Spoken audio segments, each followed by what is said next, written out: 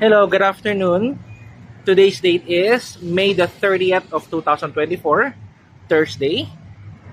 And in the time of 3:38 in the afternoon. So ngayon po, nandito po tayo ngayon sa Parcel Hub. And for today's video, ang gagawin po natin ay kukunin po natin in-order nating items sa Shopee. So instead of delivery, ang ginawa ko po ay pick up. So sa mga hindi po nakakalam, meron po dyan option na self-pick-up. So, mas makaka-less po kayo at makaka-discount po kayo.